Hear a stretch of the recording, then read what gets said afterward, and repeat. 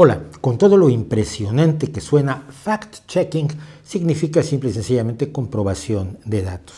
Es decir, comprobar que lo que alguien ha dicho se ajusta o no a los hechos, a los datos, a la realidad.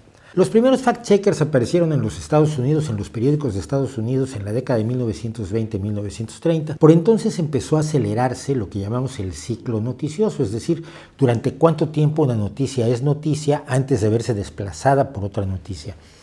Y el acelere en el que vivían los reporteros en los años 20, en los años 30, en los inicios del boom de los medios de comunicación, de la nueva economía, etcétera, hizo que algunos diarios empezaran a contratar personas, curiosamente en general eran mujeres, que eran fact-checkers, es decir, el reportero escribía su historia y ellas se las turnaba a las fact-checkers y las fact-checkers revisaban en la hemeroteca o en la biblioteca o en los...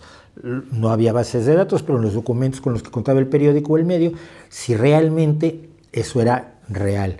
Llamaban a oficinas de gobierno, llamaban a las propias personas a las que se citaba en las notas periodísticas, decían, oiga, ¿usted efectivamente dijo esto? Sí o no, no dije eso, o quise decir otra cosa, para evitar, entre otras cosas, demandas por falsear la realidad.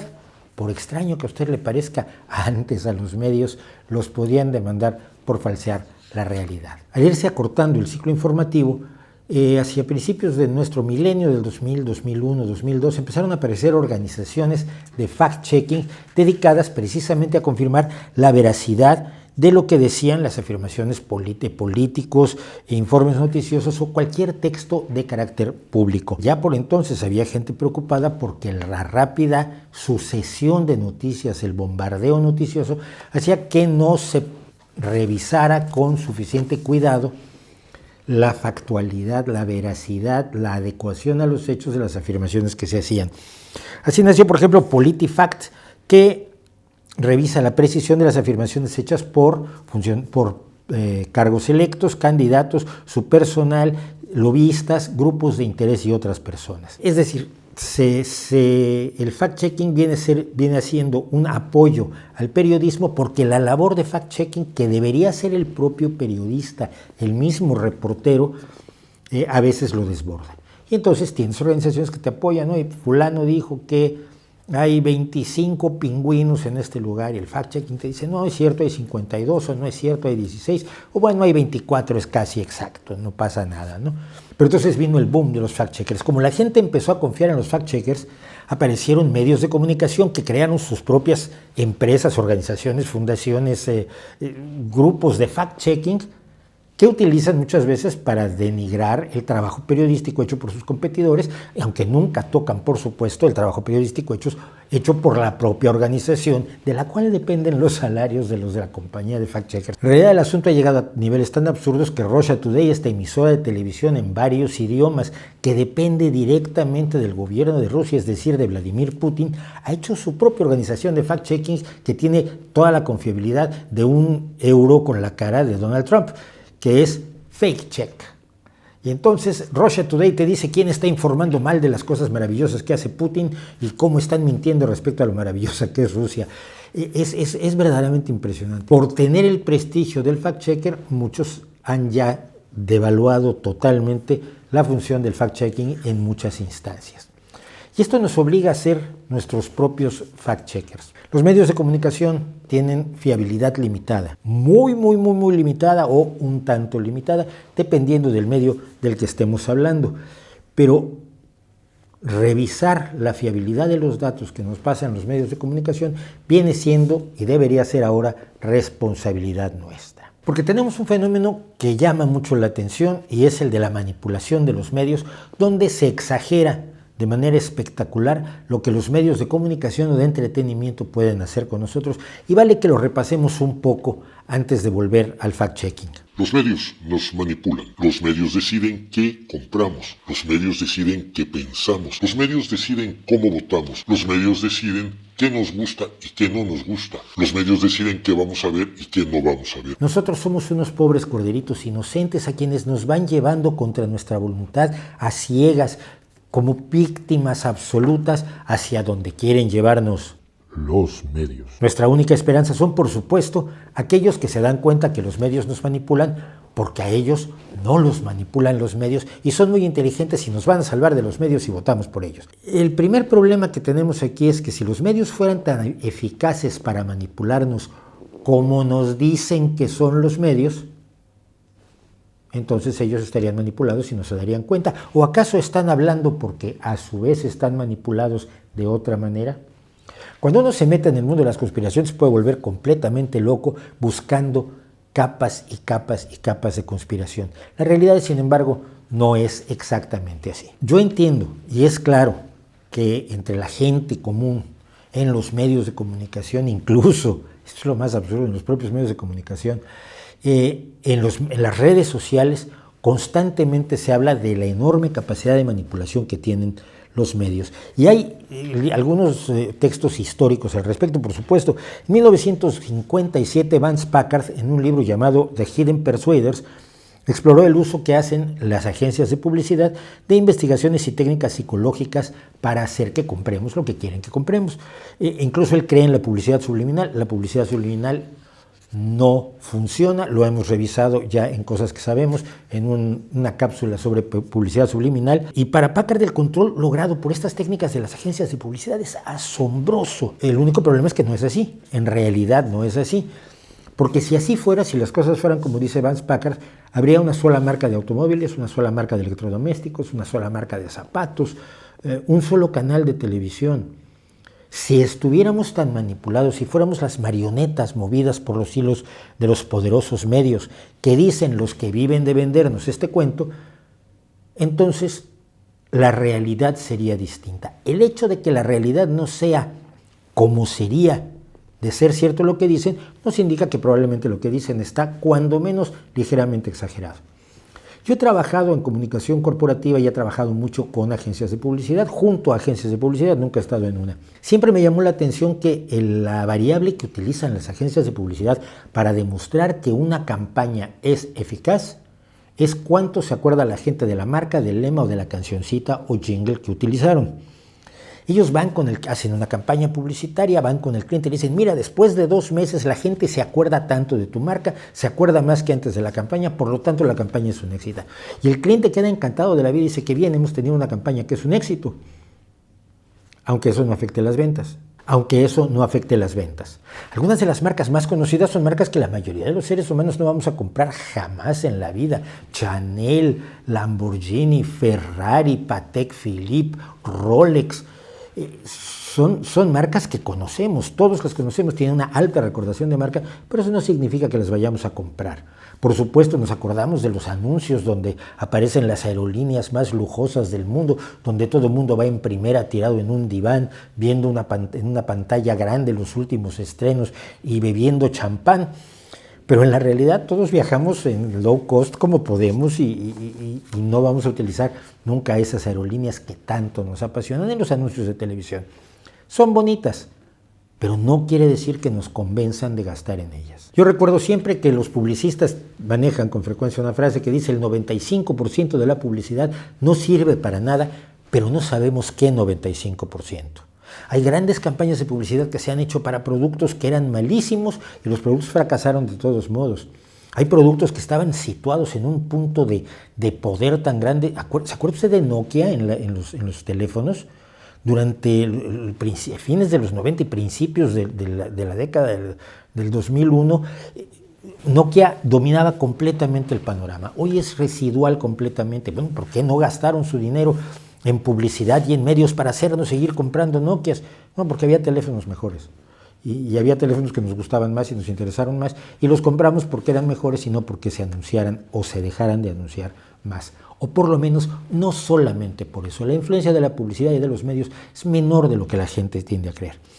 En 1988, por el lado de la política y no de la publicidad, Noam Chomsky y su coautor Edward S. Herman descubrieron el hilo negro. Los medios de comunicación, los medios periodísticos, los medios informativos, periódicos, informativos de televisión, informativos de radio, etcétera, no son totalmente objetivos y honestos. No son 100% fiables porque tienen ciertos sesgos. A cualquiera al que le sorprenda esto ya tiene un problema de entrada. Ha estado viviendo en un mundo de juguete. Todos los seres humanos tenemos sesgos, todo mundo tiene sesgos. Y en todo caso lo que tenemos que discriminar es quien trata de huir de sus propios sesgos para ofrecernos información fiable, honrada, lo más cercana a los hechos posible, lo más objetiva posible, aunque la objetividad absoluta sea un ideal inalcanzable, ahí estaríamos de acuerdo, y quien está simple y sencillamente vendiéndonos propaganda. Pero para Chomsky y Herman todos hacían propaganda basada en que los medios son negocios y tienen que producir utilidades o beneficios, que los medios tienen que tener en cuenta a los anunciantes, porque cuando los anunciantes se van, los medios fracasan, evidentemente, que el poder político y económico lucha por limitar lo que hacen los medios de comunicación y alimentar las noticias que les interesan, y porque los poderosos pueden protestar ante cierta cobertura informativa, etcétera, etcétera. Todo esto es obvio. Todo esto es obvio porque afecta a todo lo que ocurre a nuestro alrededor. Pero lo que hacen Chomsky y Herman es decir que con esto se controla absolutamente, de manera incontrovertible y total, las decisiones de los votantes estadounidenses. Es decir, que la gente vota como le dicen los medios y no vota de acuerdo a su valoración de la realidad, a su percepción de los políticos, a sus preferencias ideológicas, nada. Todo eso tiene influencia cero. El consentimiento al gobierno se manufactura, y así se llamaba el libro, no sé cómo se llama en español, pero en inglés era Manufacturing Consent, la fabricación, la manufactura del consentimiento, referida al consentimiento de los gobernados, que planteó que los medios de comunicación lo deciden absolutamente todo. El problema es que para creer en esto tenemos que asumir que todo el mundo es deshonesto, menos Chomsky y Herman. Es decir, que nadie va a informarnos honestamente, salvo Chomsky y Herman. Sin embargo, como Chomsky y Herman nos venden su libro y cobran por ello, quizás están falseando un poco la realidad para servir a sus intereses. ¿Podría ser así? Entonces, ¿podemos confiar en ellos o no podemos confiar en ellos? Cuando nos metemos en el mundo de las conspiraciones y pelamos como cebolla capas de conspiración, siempre podemos acabar en la locura. La realidad es que los medios influyen enormemente en las decisiones que tomamos, pero no influyen tan decisivamente como ellos creen. Y por cierto, para recordar un caso que vale la pena, revise usted, hicimos un repaso sobre Cambridge Analytica aquí precisamente cuando estalló el tema. Ni Vance Packard, ni Noam Chomsky, ni el señor Herman, ni ninguno de los teóricos, sociólogos, politólogos y filósofos que le dicen a usted que los medios manipulan, han hecho experimentos para demostrarlo. Es decir, lo dicen porque es una especulación que sacan de su observación sesgada de la realidad y que va de acuerdo con sus ideologías. Es decir, mucha gente le pasa esto de, si la gente no vota a mi partido es porque son tontos, porque los manipulan, porque alguien tiene que ver, aquí hay mano negra, porque si la gente no estuviera manipulada, votaría a mi partido, si somos perfectos, somos maravillosos y tenemos toda la razón del mundo. Y nos cuesta trabajo que nos digan cosas que no nos gustan. Lo que más tenemos los seres humanos es algo que se llama el sesgo de confirmación. Cualquiera que diga cosas que están de acuerdo con nosotros nos parece inteligentísimo. Nos pasa con los filósofos. Los filósofos que nos parecen inteligentes son aquellos que dicen las cosas que nosotros pensamos y con las que estamos de acuerdo. Los filósofos que dicen cosas con las que no estamos de acuerdo generalmente los consideramos basura. Pero eso no tiene ningún nivel de objetividad ni ningún nivel de racionalidad.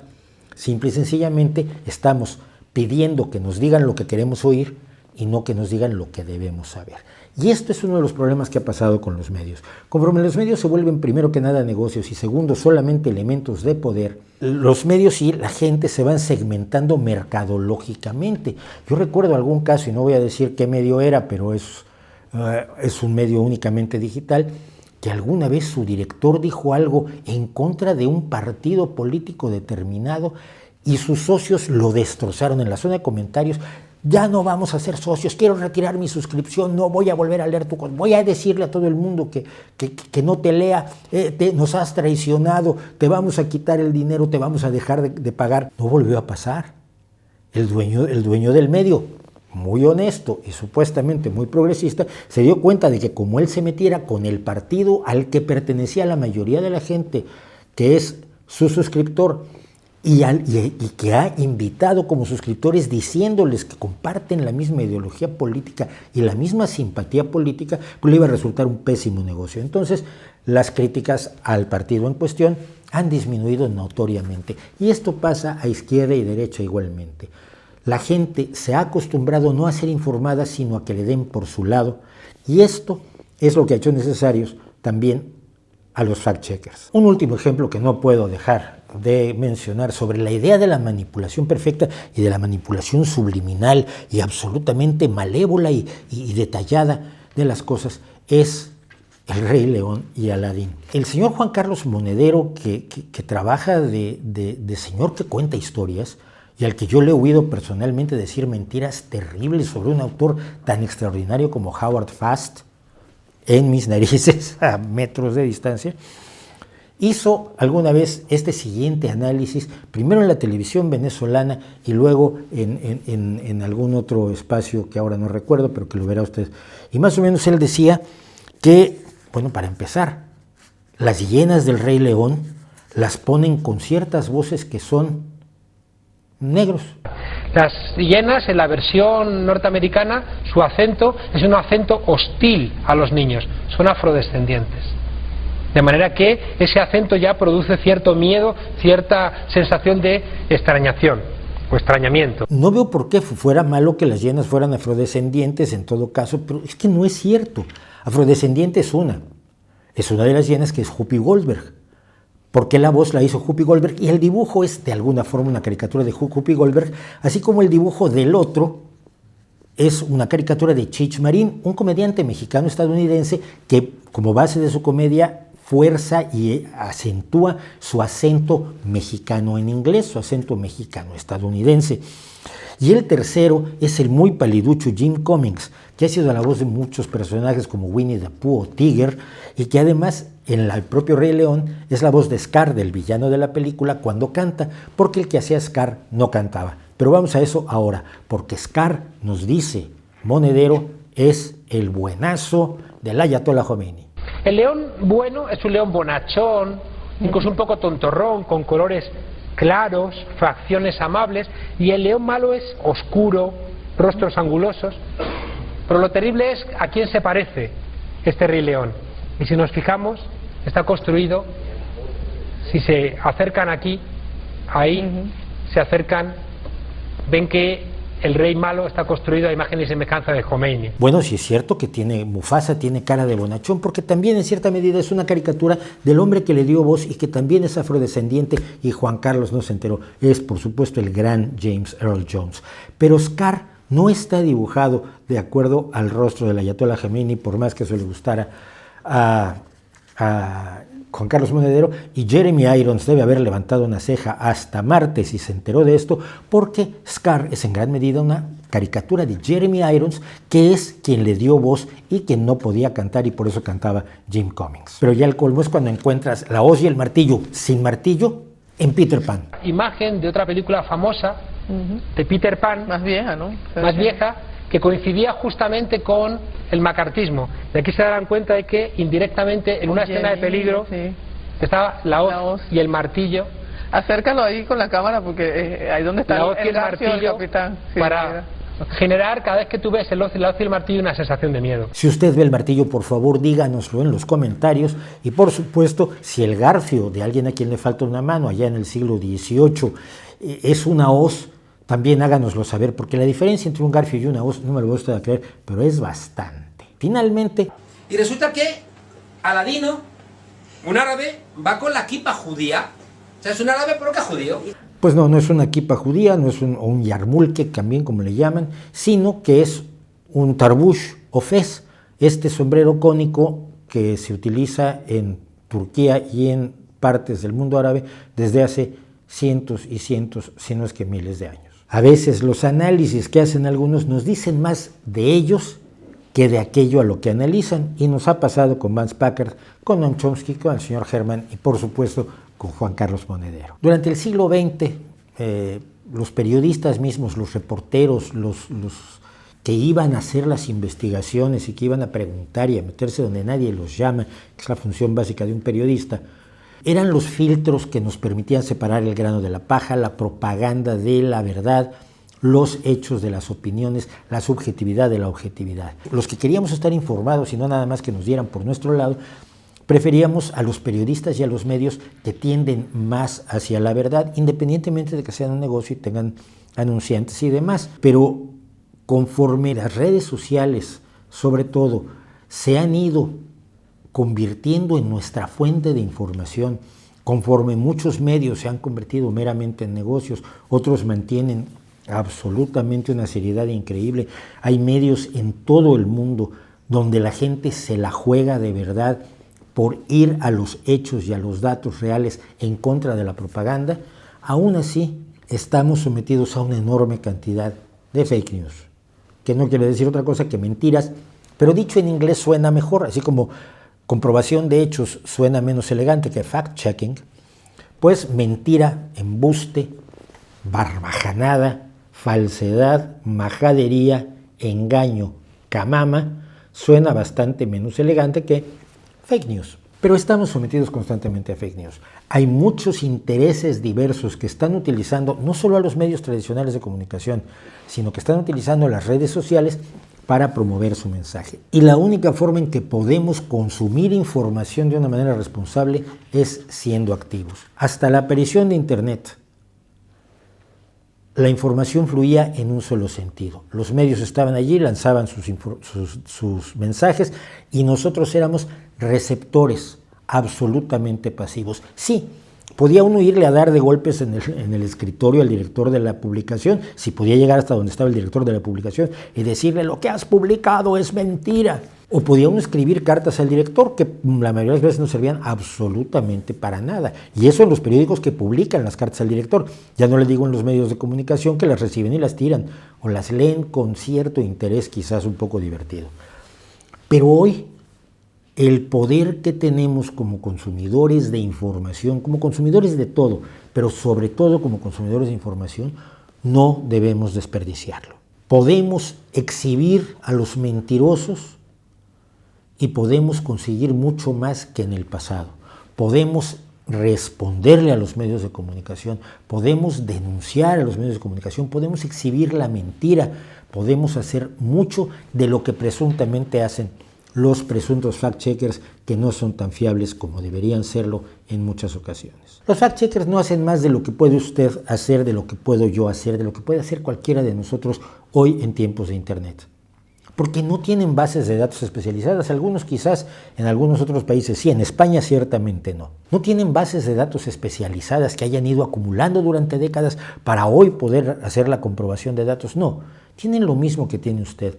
Acceso a Internet, acceso a sitios como Snopes.com, que se dedica en general a la demolición de mitos, acceso a muchísimas fuentes de información que tienen los datos y que explican por qué algo es mentira. Las mismas fuentes que utilizamos nosotros para denunciar a las pseudomedicinas y a las pseudoterapias y a las pseudociencias, las mismas fuentes que están al alcance de usted y de su teclado. Si usted no es su propio fact-checker, si usted no es un espectador activo, usted es corresponsable de lo que hacen los medios. Deje de decir que los medios lo manipulan, que los medios no hacen lo que usted quiere, que los medios solo hablan de lo que ellos quieren, porque eso está pasando porque usted lo permite. Porque individualmente o en grupos pequeños o cada vez más grandes, los ciudadanos de a pie, de verdad, tienen poder para decir esto es mentira.